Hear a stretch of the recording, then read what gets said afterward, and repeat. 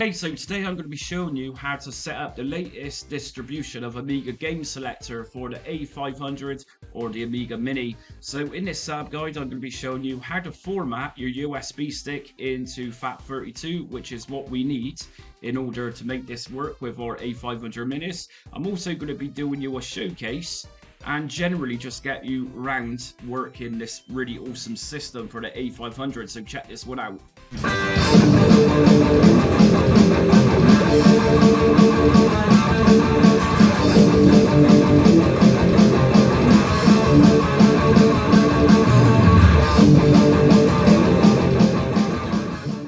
Okay, before I start today's little showcase and setup guide for the Amiga Mini and Amiga Game Selector, if you like what you see today, hit notifications, subscribe and like so you don't miss upcoming content. By hitting notifications, you'll get notifications for every time I upload emulation content.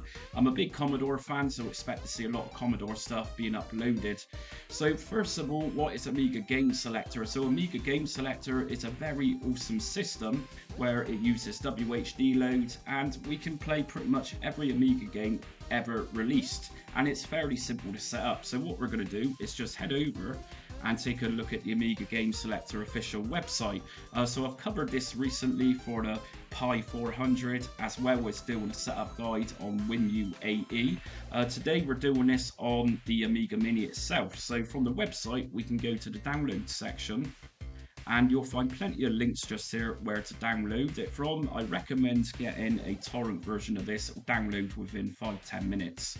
It's around 12 gigabytes download, plus we need to extract it, and of course it's going to be much larger after that.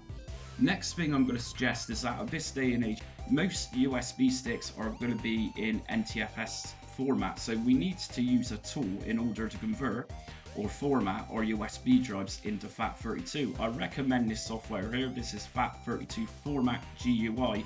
To download this, just left click on the image, and the links are going to be in my description for these two websites that I'm using for this video today. So what we're going to need to do then, first of all, is actually format our USB stick to FAT32. So what I'm going to do is just open up GUI format. Okay, so first of all, under drive, just make sure that it's the correct drive that you're selecting, because this is going to wipe everything off. It's going to format it, and you don't want to be deleting something you don't want to delete. So in my case, I'm going to be using my F drive, and I'm using a SanDisk USB drive for this. Volume name, you can call this whatever you want. I've just stuck with the A500, and that's it. Now just make sure quick format is checked and go to start and OK. And it's very quick, so we can close this down, and if we just make sure that USB is actually formatted now, so the A500, and if I right click properties, we'll see under file system that it's now been formatted into FAT32, which is very good. So that's what we want. Next thing we're going to need to do is extract the package itself, which we've downloaded, which is of course the Amiga Mini Amiga Game Selector. If we just open up the USB drive, and here's my download of AGS. Now we got several files here, and there's a few folders. What we're going to do is just highlight everything and just drag and drop into that USB drive we just formatted. And this can take a little bit of time. There's a lot there, so just be patient with this.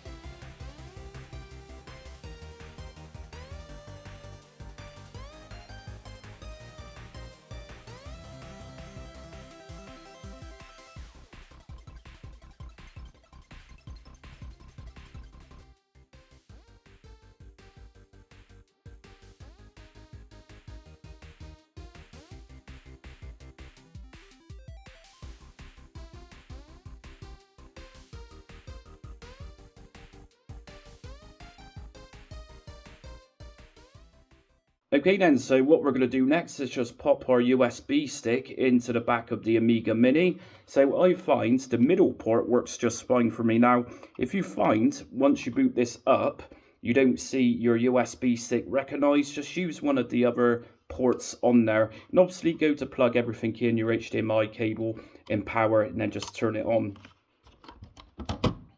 Okay, so this is Amiga Game Selector. So as you can see, it's a very nice interface to use. If we just use our controller, I'm using the controller which came with the A500. If we go down to emulators first, you're going to find a nice selection here of emulators ranging from the Commodore 64 down to the ZX Spectrum, and a couple of consoles there too. And if we come back out, we've also got extra games folder. If we go into extra games, most of these in here are homebrew games, modern games that is. So for example, if I go into B, we're going to find some of my favourite games there, such as the Box 4 game, which I did a video on recently. And if we come out and out again, and I'm using the A button to select these. And then we got games 0 to Z. So this is the entire alphabet of Amiga games. So let me just remind you, these are all in WHDLoad format. So there's no swapping discs around. I'm going to just go into one of these folders. I'm going to choose S. And I'm going to choose a game to start. So you've got everything in the S category, ranging from Sensible World of Soccer to Shadow of the Beast and beyond really. So I'm going to choose Silkworm. If I just press A to start this game. And normally when these games start to load, you'll notice a little window pop up and it's going to tell us a button to press to quit. And you can access the keyboard still by using the menu button, which you can then use to quit out your game.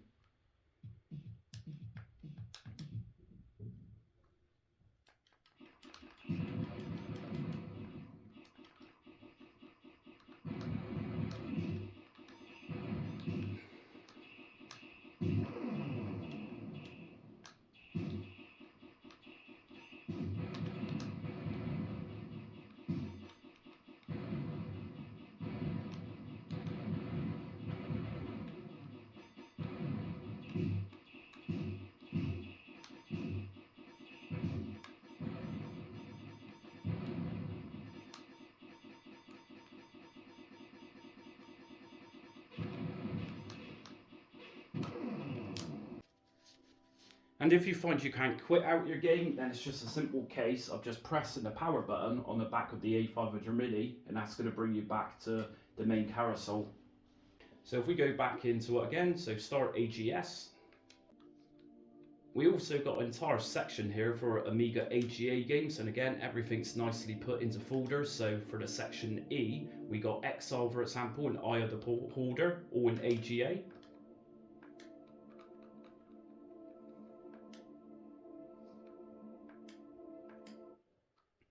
We also got games by genre, so if I go to genre just here, we have then got an entire genre for different type of games for the Amiga, such as beat 'em ups and shoot 'em ups. So for example, if I just choose action FPS, we'll then get games such as Alien Breeds come up and Fears in Gloom, really awesome stuff. And we can also search for games by publisher. So all your usual suspects is going to be in here, such as Psygnosis and Ocean Software, as well as Codemasters. And again, it's just a simple case of actually going into each one of these and then choosing your game from that particular publisher. If we go down to options and into boot options, we can actually boot to AGS, or actually use this to boot directly into Workbench, which is included with AGS. So if I select boot to Workbench, so once we select boot to Workbench, if I just close out and go to reset hard, when I reset the system, it should now go into Workbench.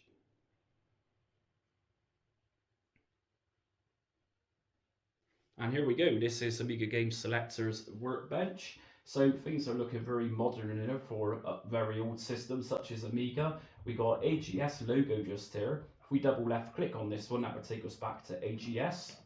We also got an option here at the bottom called iGame. If we just use the mouse to click into that, from iGame Launcher, we can actually go to Games Only.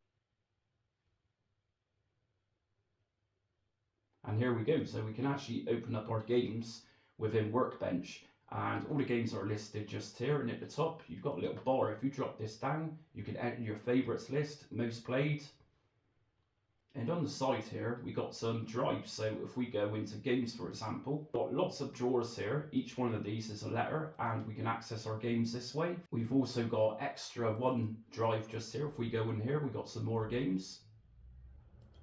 And we also got extra two, and we got some emulators here, which we just seen in AGS. And we've actually got some more just here, which is pretty good, including a BBC Micro emulator, and it looks like an AMI Master Gear, so that's some sort of Game Gear emulator. We also got ZX Live. We also got a Workbench drive just here. If we go in there, we got WHDLoad folder, and from here you can open up AGS again or start iGame. If we go down to the shared drive, we got a Save Games folder. And we also got 3 drives at the bottom, WHD1, WH2, WHD3. If we go to WHD1, we can then access our WHDLoad games from each one of these. So, for example, if I go into my D drawer,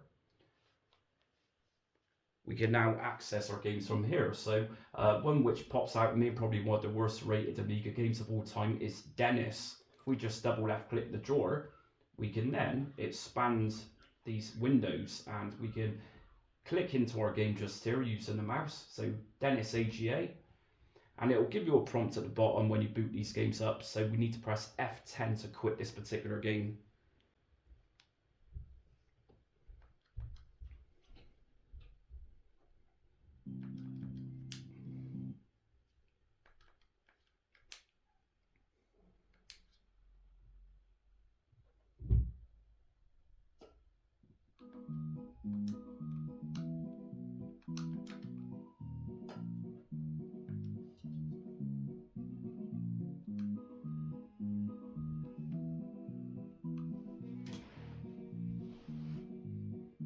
And that's it for today's A500 Amiga Game Selector setup guide and showcase. So very simple to use and guaranteed it's going to keep you entertained for hours.